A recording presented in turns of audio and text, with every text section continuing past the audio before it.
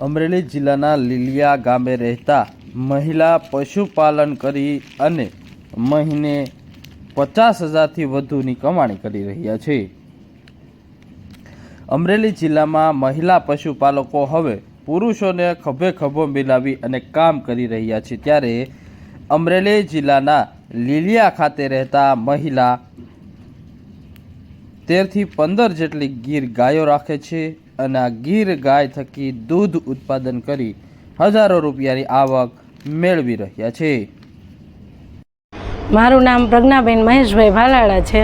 મેં 10 અભ્યાસ કર્યો છે અને અમે ગાયોને સાચવીએ છીએ। સવારથી એને પાલો નાખીએ છીએ, ગાયો દોઈએ છીએ, પછી અહીંયાથી દૂધ લઈ અમે 2 ટાઈમ એને મિલ્કિંગ કરવી છે। પછી અહીંયાથી દૂધ લઈને અમે ઘરે લઈ જઈએ છીએ અને અમે દૂધ વેચતા નથી, એનું ઘી જ બનાવીએ છીએ કે રોજે અમે દૂધનું ઘી બનાવીએ છીએ, છાશ બનાવીને ઘી બનાવીએ છીએ અને પછી ઘી રોજનું અમારું 2 થી 3 કિલો જેટલું ઘી થાય છે અને ઘી અમે વેચીએ છીએ અલગ અલગ જગ્યાએ, જેમ કે અમદાવાદ છે, સુરત છે, બેંગ્લોર છે, એમ અલગ અલગ જગ્યાએ ઘી વેચીએ છીએ અને છાશ પણ વેચીએ છીએ અને રોજે 140 થી 45 50 લીટર જેવી છાશ થાય છે।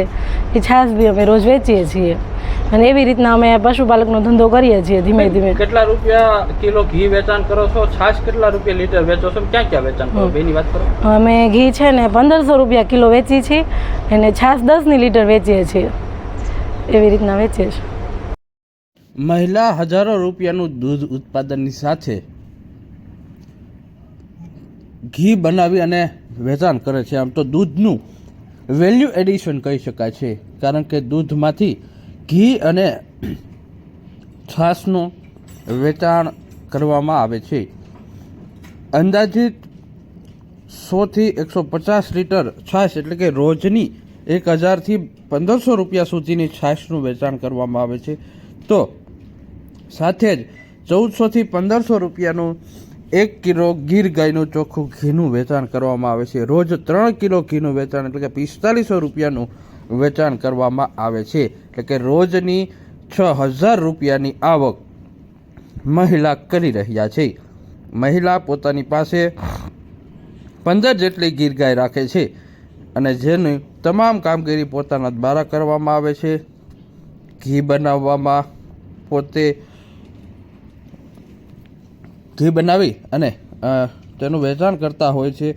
તો સાથે જ ગુજરાતની બહાર પણ હવે આ મહિલા પશુપાલકના ઘીની માંગમાં વધારો થયો છે અને હાલ આ મહિલા પશુપાલક દૂધમાંથી ઘી બનાવી વેચાણ કરી રહ્યા છે।